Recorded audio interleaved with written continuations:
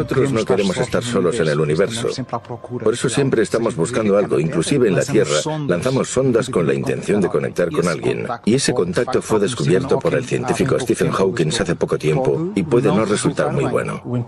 El encuentro con extraterrestres, en principio, puede dar algo de miedo y después, si consigues integrarlo con algo que ya conozcas, te puedes quedar tranquilo. Puedes pensar que es algo extraño e intentar entender lo que va a pasar a continuación. Si yo no integro ese contacto, que ya conozco, seguro que voy a tener miedo. Si el comportamiento de esos extraterrestres que vienen a nuestro planeta es el mismo que hemos seguido nosotros cuando se han producido las diferentes colonizaciones, la verdad es que es para temerle. Incluso nosotros, los españoles y los portugueses, nos adelantamos a descubrir nuevos mundos y nuevos recursos y no respetamos la voluntad de esas poblaciones, obligándolos incluso a la esclavitud. Si ellos fueran tan bárbaros con una tecnología superior, estaríamos acabados.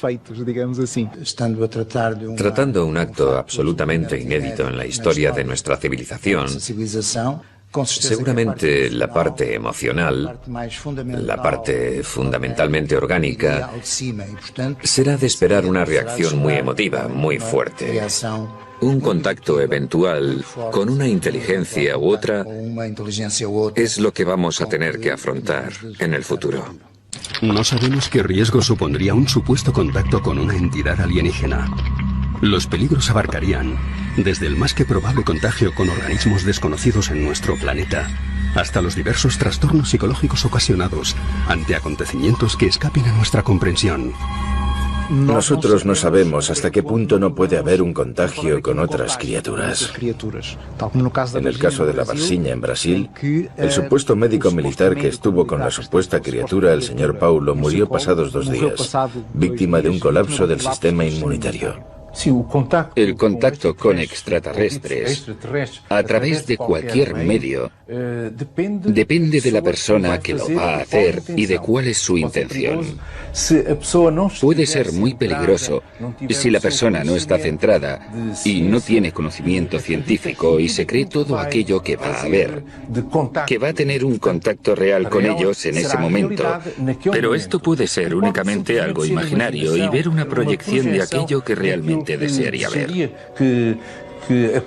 Por lo tanto, en ese caso hay realmente peligro. Si no hay un estudio de aquello que se hace en esa adhesión a esa nueva filosofía, esa persona no tiene un conocimiento científico. Es mejor no meterse en este tipo de investigación, porque es peligroso.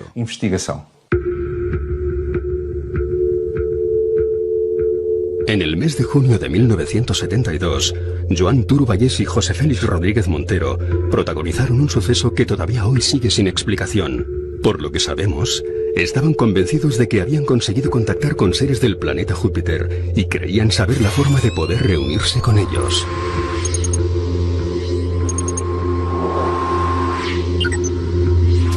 Junto al sumario fueron encontradas algunas fotografías de objetos volantes no identificados, así como algunas psicografías que evidenciaban que estos 2 hombres habían mantenido alguna suerte de contacto con entidades no humanas.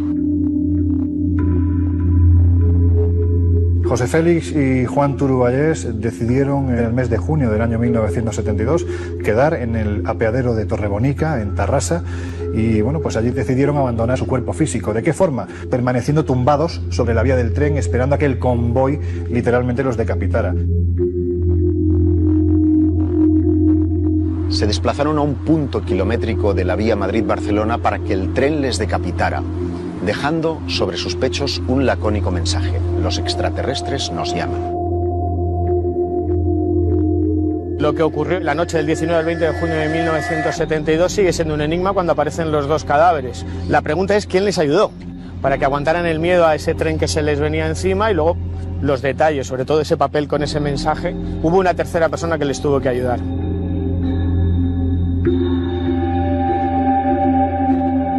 parto de la idea de que el instinto de supervivencia haría que en el momento en el que tú intuyes la vibración del raíl, la aproximación del tren, el aviso luminoso, el aviso sonoro también del propio tren, entiendo que ese instinto de supervivencia haría que cualquiera de nosotros en ese último instante saltara, se desplazara, no permaneciera quieto. Persisten todavía más sombras que luces en este extraño suceso, que es el primer suicidio ritual acontecido en la península ibérica. Un suicidio que trajo consigo una larga polémica que se relacionaba con los hombres de negro, que se relacionaba con el querer silenciar a los ufólogos que incursionaban en el misterio de los ovnis. Pero nunca sabremos realmente si alcanzaron su objetivo, si ellos fueron, como pretendían, viajando hasta Júpiter. Quizás en una mente muy joven como la de Juan Turuballés, José Félix Rodríguez Montero influyó lo suficiente para en un momento determinado convencerlo de que el suicidio era el único paso para poder acceder a un contacto real. Pero estoy convencido igualmente que en el último instante Juan Turuballés decidió apartarse de esa vida, o lo hubiera decidido de no ser porque en un momento determinado José Félix Rodríguez Montero utilizó algún tipo de elemento para que este joven permaneciera postrado. De hecho, se encontraron algodones en los que había impregnado formol, por lo tanto ese formol se utilizó y sin embargo en el sumario pues prácticamente no se reflejó. Yo creo que la única explicación es que ellos entraron en una vorágine contactil con seres supuestamente de otro planeta, y en el grupo en el que estaban con una tercera persona, que es la clave de este enigma, decidieron quitarse la vida. ¿Hubo contacto real? En su génesis pudo haber algunas experiencias que a día de hoy no tengan explicación, pero fue un delirio propio de los años 70 con el mundo de los extraterrestres tan en auge en aquella sociedad. Yo creo que cuando uno llega a ese punto, a dar ese último paso, es porque su creencia es verdadera, es absoluta. Por lo menos para ellos, otra cosa es para los demás. ¿Podemos aventurar cuáles serían las intenciones de una civilización extraterrestre que arribase a la Tierra? Si acudiésemos a nuestra historia, diríamos que podrían venir en plan de conquista o exploración. Según los expertos, cualquiera de las dos posibilidades podría encerrar una más que posible amenaza. Un desconocido para nosotros será siempre un factor peligroso, una incógnita, que nos supondrá problemas de autodefensa, de preservación de la propia especie, incluyendo naturalmente la reacción armada, la reacción más emotiva, más emocional que he mencionado antes. Nosotros no sabemos si ellos vienen con una actitud de conquistar o de investigar. Ambas tienen peligro porque un investigador también nos puede hacer creer experiencias que nosotros sabemos bien qué resultado tienen. Y porque un conquistador nos puede querer aniquilar. Por eso, ambas situaciones pueden ser una amenaza. Pienso que en este caso nos podríamos colocar en la posición de las culturas amerindias cuando fueron visitadas por el descubridor europeo. La misma perplejidad, el mismo temor, la misma reacción, como si dijésemos a nivel de pánico y de autodefensa. Desde mi punto de vista, ni exploradores ni conquistadores. No creo que los ovnis sean naves de chapa que lleguen a este planeta en una misión exploratoria. Eso es un concepto muy humano. Es otra cosa mucho más compleja. Tiendo a pensar que tiene más que ver con inteligencias de otras dimensiones que de algún modo están interaccionando con los seres humanos desde el principio de los tiempos.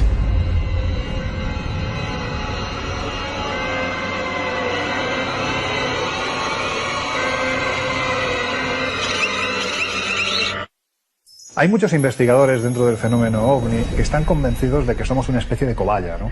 De que realmente esos seres estarían utilizando al ser humano de una forma u otra para ver cómo, bueno, pues respondería ante el encuentro directo con una entidad, con una inteligencia que procede de otro planeta. Que realmente nuestro planeta es una especie de laboratorio y ellos son los médicos que están jugando con los seres humanos que estaríamos en un escalón o varios escalones por debajo de estas inteligencias. Estamos sujetos a que nos hagan a nosotros lo mismo que hacemos nosotros a los animales.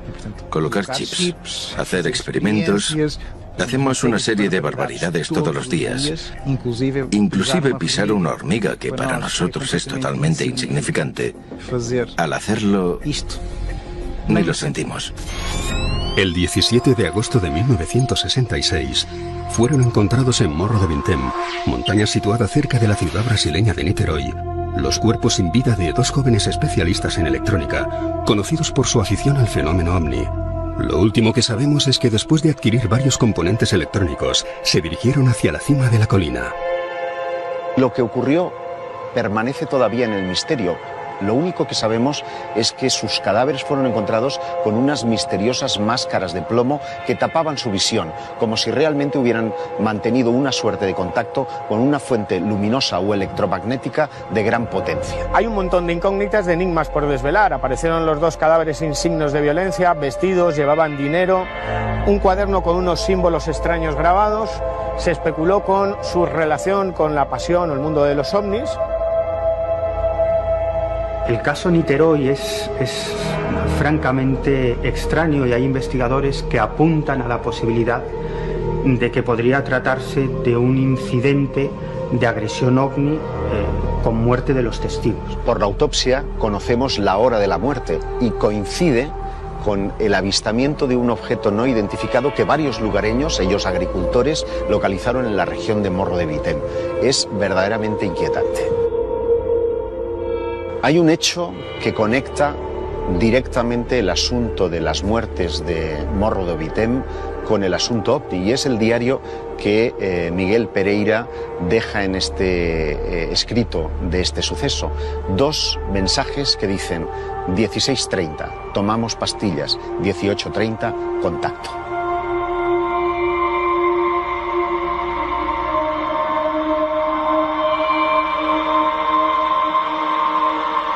Imaginemos que todo es cierto, que hay grupos, colectivos, que mantienen contacto con seres de las estrellas a través de telepatía o de otros sistemas no físicos. Lo que nos están pidiendo esas entidades es una suerte de sacrificio humano, al menos a tenor de algunos casos que ya se conocen como sectas ufológicas y que han dejado resultados trágicos de muerte. Cualquier secta tiene un peligro. Es un conjunto de personas que vive en una situación cerrada, donde el líder tiene un poder terrible sobre los otros y no permite intercambio de información con el exterior. Yo diría que en cualquier secta es un peligro entrar, sea de tipo político, religioso o de creencias extraterrestres.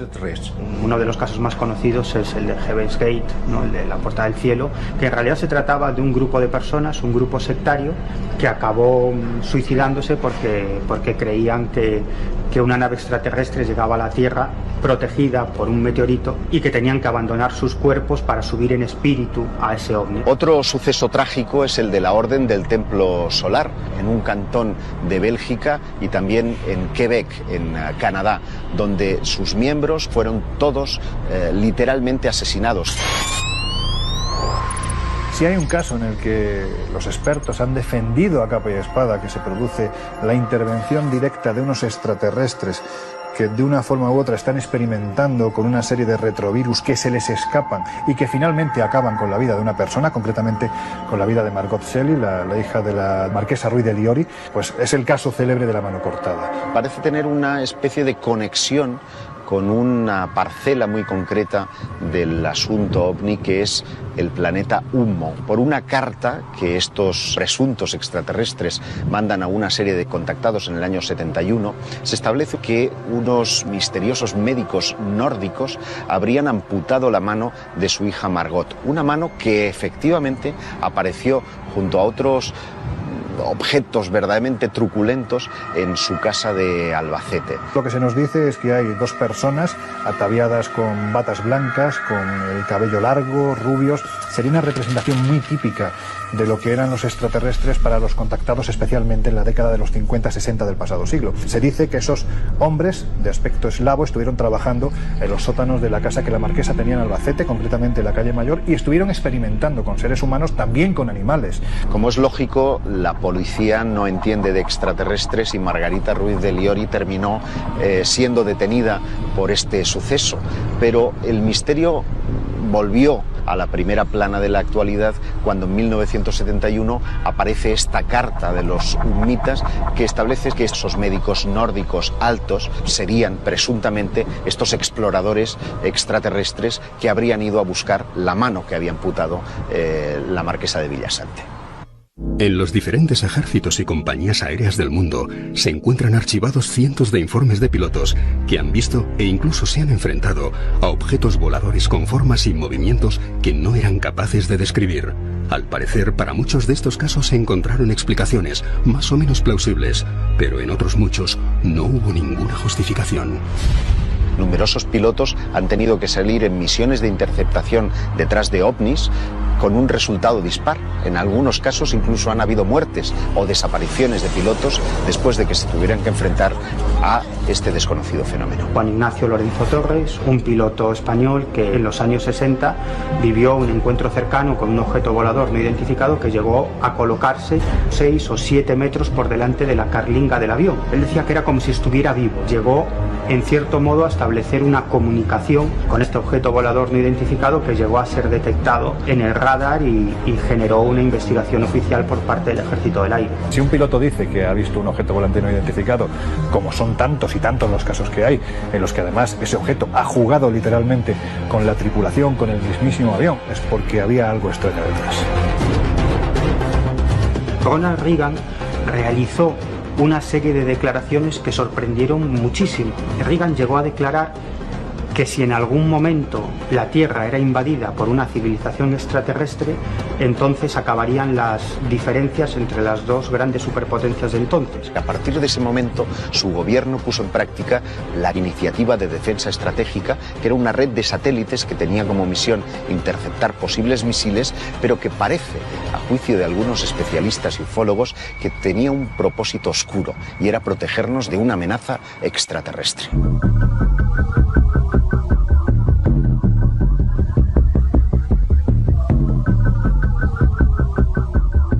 Al final de la Segunda Guerra Mundial, incluso en los países escandinavos se dieron una serie de avistamientos de objetos voladores con una serie de características increíbles que ni siquiera fueron denominados como ovnis porque no existía esa palabra, eran conocidos como cohetes fantasma. Podemos determinar que el nacimiento de la actual era ovni, asociada a su vez al fenómeno extraterrestre, nos llevaría a una época muy determinada, que es el 25 de junio del año 1947, cuando un piloto privado llamado Kenneth Arnold está sobrevolando el monte Rainier, que se encuentra en el estado de Washington, y él asegura observar justo delante de su pequeña avioneta 9 formas que él catalogó como platillos volantes, también como alas volantes, que prácticamente jugaban con su aparato. Y estamos hablando de un piloto muy veterano, con muchas horas de vuelo, acostumbrado a sobrevolar esa zona, y no sabía qué tenía delante de él. Incluso antes de la aparición de los cohetes fantasma hay reportados infinidad de casos de avistamientos de objetos voladores no identificados. A finales del siglo XIX, en los Estados Unidos, se produjo una intensa oleada. No eran los modernos ovnis que aparecen hoy en día en los cielos, sino que eran una especie de Zeppelin, una tecnología imposible para la época. No solo llegó a haber encuentros cercanos con estos objetos, sino con los propios tripulantes. A partir del incidente de Kenneth Arnold, los platillos volantes, llamados así desde entonces, fueron vistos por todas partes del mundo y el supuesto conflicto entre aviones y ovnis hizo su aparición. Se han producido diversos incidentes entre aviones caza y objetos no identificados que han salido en misión de interceptación. Todos los incidentes que tenemos registrados han terminado con la pérdida de aviones o de vidas humanas frente a la de objetos no identificados. En la base aérea de Zaragoza se observó un objeto no identificado sobre los militares y los militares abrieron fuego contra ese extraño ovni. Y las balas fueron como absorbidas por el artefacto, pero no hubo un intercambio que directamente pueda entenderse como tal, como una batalla, como una guerra. Lo cierto es que sí hay algunos casos en los que cazas de combate llegaron a disparar contra estos objetos voladores no identificados. Y sucede algo muy curioso.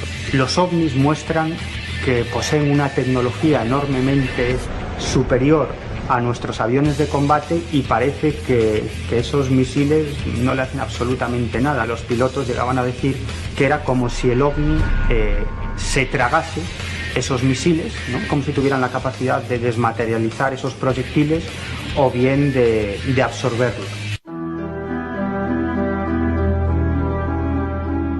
Apenas un año después de que empiece la era moderna de los ovnis, en el año 1948, Thomas Mantell, un piloto de caza, sale en una misión de interceptación detrás de uno de estos misteriosos artefactos. Persiguiendo a estos objetos volantes no identificados, el capitán Mantell ascendió hasta los 20.000 pies transmitió a torre de control que había un objeto que le estaba persiguiendo y a partir de ahí se perdió cualquier tipo de conexión con el avión. Describía que se trataba de un objeto metálico de grandes dimensiones. Por mucho que ascendía, parecía que nunca podía alcanzar ese objeto volador no identificado. En la última transmisión que se capta en la torre de control de la base militar de Goodman, Thomas Mantell asegura primero que uno de los objetos le está persiguiendo cuando él está iniciando precisamente la labor de interceptación. Esto además lo transmite presa de cierto pánico. A partir de ahí se pierde la comunicación y lo siguiente que se sabe de Mantell es que su avión se ha estrellado a varios kilómetros de la base. Lo curioso es cuando los técnicos examinan los restos del avión y encuentran en el fuselaje una suerte de orificios como si hubiera sido empleada una arma tecnológica. Hay investigadores que defienden que en realidad el ovni derribó al caza de Thomas Mantell porque se aproximaba demasiado.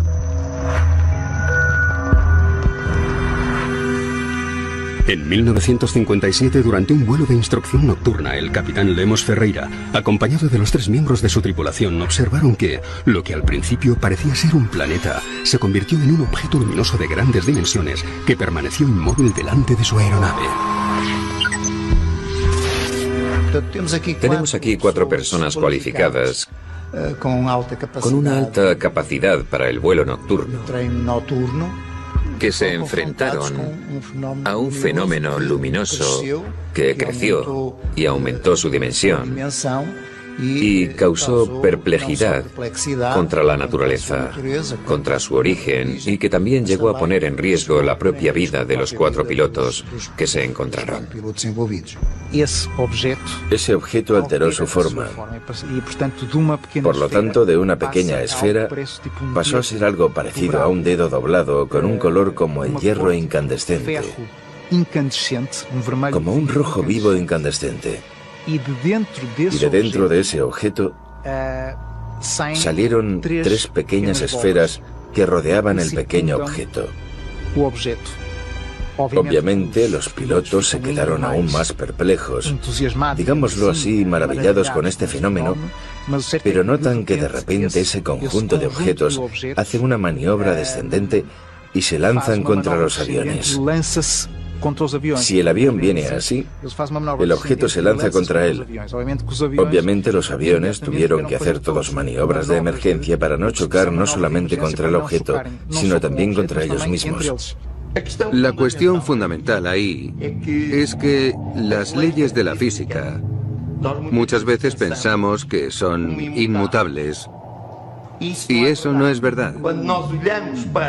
Cuando observamos las leyes de la física y nos preguntamos si esto convive con estas leyes físicas o no, es como si nos estuviéramos preguntando si realmente hay algo que coincida con la realidad, partiendo del principio que nosotros conocemos como idealidad. La propia Fuerza Aérea emitió un comunicado escrito en el que, en fin, atestaba la competencia de los pilotos que tenían decenas de horas de vuelo. Por lo tanto, eran personas lúcidas, capaces, y por ello no ponían en duda lo que había ocurrido, pero tampoco sabían explicar lo sucedido. Pero tenemos en la península ibérica otra zona donde concurre todavía más fenómenos relacionados con los ovnis y donde incluso la NASA estuvo buscando una presunta base extraterrestre. Hay zonas donde hay más avistamientos de no identificados, de objetos volantes no identificados. Yo no sé si son las zonas o son los lugares donde más miramos al cielo. Ignoramos cuáles son las causas que hacen que una determinada montaña o una determinada localización atraigan sobremanera a los tripulantes de esos objetos no identificados. Pero lo que sí sabemos es que muchos de ellos coinciden con lugares que desde la más remota antigüedad han sido considerados sagrados. Es que en determinados momentos y en determinadas zonas los ovnis aparecen de forma masiva. Me estoy refiriendo a las oleadas de ovnis. La última gran oleada de ovnis que tuvo lugar en Europa se produjo en el noroeste de la península ibérica. Desde finales del año 95 hasta mediados del año 96, cientos y cientos de casos, no solo de avistamientos, sino de filmaciones de ovnis, de aterrizajes, casos con implicación militar.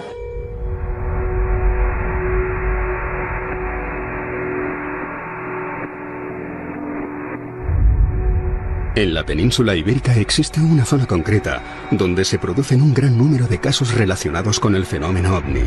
Es el llamado Triángulo del Silencio, que se encuentra entre la desembocadura del Ebro y la isla de Esvedra.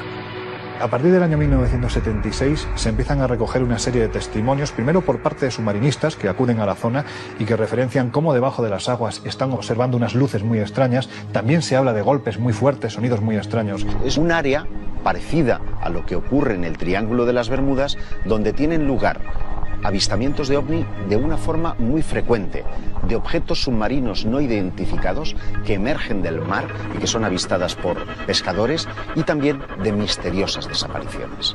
Hay un campo magnético muy fuerte en Baleares. Sóller hace unos años era el pueblo de España que más radioactividad tenía. La Sierra de Tramontana tiene una composición de hierro, o sea, es prácticamente todo hierro, y el fondo de la isla es cuarzo. A lo mejor esto sí tiene una frecuencia vibratoria que atrae o facilita este tipo de manifestaciones. Quizás dentro del fenómeno OVNI hay una ramificación mucho más extraña todavía, que es el conocido como fenómeno OSNI, objetos submarinos no identificados. Porque sí es cierto que son muchos los testimonios, no de ahora, sino podemos remontarnos cientos de años atrás. Hay crónicas en las que se referencia precisamente cómo esos objetos luminosos no solo salen de las aguas, sino que incluso en ocasiones llegan a introducirse las mismas, lo que ha dado pie a que sean muchos los testigos, también los investigadores, que piensen que debajo del agua puede haber bases supuestamente extraterrestres. Aquí en Mallorca, en esta zona también, periódicamente se escuchan unos ruidos en las profundidades del mar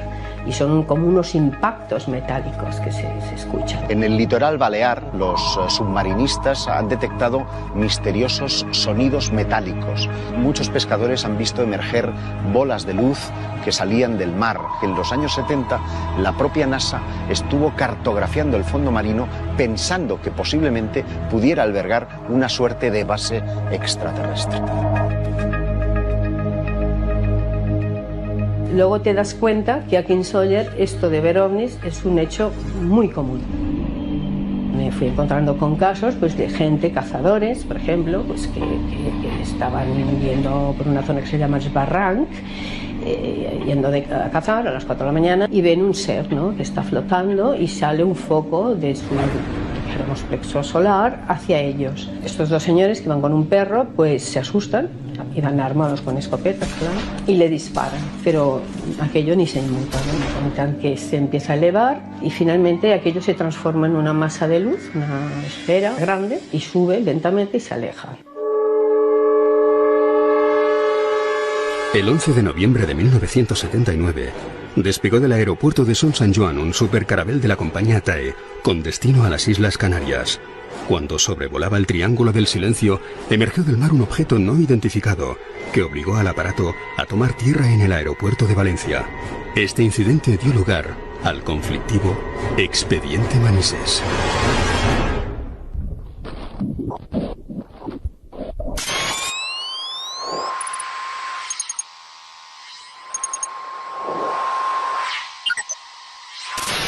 Un avión, un supercarabel de la compañía TAE, es obligado a realizar un aterrizaje de emergencia en el aeropuerto militar de Manises, en Valencia, porque algo extraño, un objeto volante no identificado de gran tamaño, de color rojizo, que además es fotografiado desde tierra y visto por decenas de personas, está jugando literalmente con ese avión que, como te digo, es obligado a aterrizar. Hay testigos que dicen que ya unas horas previas ya habían visto algo, o sea, esferas, y otros pues que vieron lo que Pep Climent vio al salir del cine. Cuando salimos del cine toda la gente se iba hacia el mercado y nosotros no sabíamos qué era porque toda la gente corría hacia aquel sitio.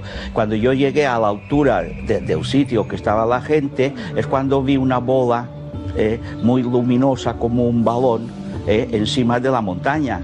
Y como tenía el coche aparcado ahí, en el sitio, pude coger la cámara de fotografiar y pude hacer 2 fotografías.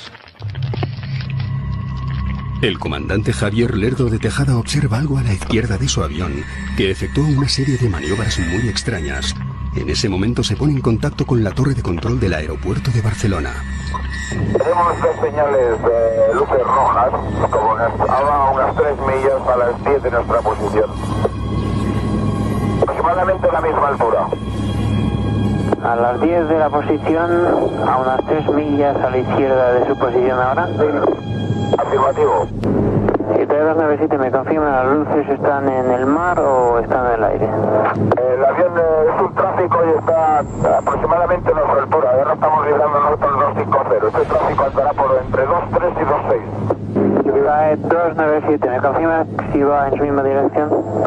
Afirmativo, lo tenemos cada vez más cerca. He incrementado el rate de ascenso, ahora estoy a través de 280 y el tráfico este sube mucho más rápido que nosotros y se acerca cada vez más. 297 recibida. Barcelona, TAE 297, pongo rumbo a Valencia. El teniente coronel Pedro Crespí, que era jefe del radar del Puigmayor, simplemente se limitó a decir sí, en el radar se quedó registrado, el ovni de Manises o lo que se viera aquí se captó en el radar. Y no solo él, hay otros militares que yo luego he hablado que también estaban en aquella noche de servicio y sí que lo captaron, ¿no? Esto era una bola como naranjada que subía de la montaña y cuando cogió una altura límite hizo como si reventara la bola. Y usó una claridad muy grande, que es lo que está en la fotografía. Yo solo vi esto, pero cuando vinieron los militares a coger los negativos, el capitán se dio cuenta que habían otros objetos alrededor de la bola. En contraluz miré los negativos y es verdad, parecían como si fueran naves más pequeñitas al lado de la bola más grande. Esto incluso provoca una interpelación parlamentaria, porque hay quien quiere saber, en este caso el parlamentario Fernando Mújica, quería saber qué era lo que había obligado a aquel avión a aterrizar. Testigos, protagonistas de ese encuentro aseguraron que no había explicación, era un artefacto que aparentemente no pertenecía a una tecnología conocida. Tras analizar los diferentes encuentros entre estas supuestas naves y los aviones de las diferentes fuerzas terrestres, surge la pregunta de si estaríamos preparados ante una supuesta agresión extraterrestre. No sé si estamos preparados para repeler un ataque de una eventual civilización más desarrollada técnicamente que nosotros. Las incursiones que se han producido entre pilotos de caza y presuntos ovni siempre han tenido un resultado en favor de nuestros visitantes y no en favor de los pilotos militares. Si en un momento determinado aceptásemos que hay inteligencias extraterrestres que habitan otros planetas, que además tienen la capacidad, la tecnología para recorrer grandes distancias siderales y además para entablar contacto con nosotros, yo creo que si fueran hostiles no estaríamos preparados para nada para repeler algo así, porque estamos hablando de una tecnología, de un avance incluso intelectual que está a años luz de lo que podríamos estar nosotros. En el caso de un posible contacto hostil, yo diría que no estamos preparados. Ellos pueden inclusive hacer o conseguir ingeniería para saber cómo los ovnis funcionan. No creo que haya posibilidades de tener un ataque. Básicamente sería como una escena salida de la Guerra de los Mundos. Aterrador. Evidentemente, cuando hablamos de un fenómeno que se salta todos los protocolos de seguridad de los espacios aéreos de los diferentes países, eso es algo que tiene que interesar obligatoriamente a los estamentos militares. Y es evidente que se han creado desde hace décadas a esta parte oficinas pues dedicadas exclusivamente a recabar testimonios de pilotos comerciales, de pilotos militares, testimonios también de gente de a pie que en un momento determinado han tenido un encuentro lo suficientemente contundente como para ser investigado. Robert T. formó parte de la comisión que en los años 60 estudió los denominados Force Fighter, que eran unas pequeñas esferas que acompañaban a los aviones de las fuerzas aliadas en la Segunda Guerra Mundial. La comisión ya había hecho una estimación o valoración de la posible defensa. Si eso fue en los años 60, estamos en 2014. Con seguridad estarán mucho más avanzados. Pero hay un elemento, diría, más inquietante, y es que hay rumores que apuntan a que la propia NASA o la Agencia Espacial Europea tendría departamentos al uso para el estudio y prevención de lo que hemos dado en llamar fenómeno ovni. Sucedió hace 50 años, pero es la primera vez que lo cuenta públicamente.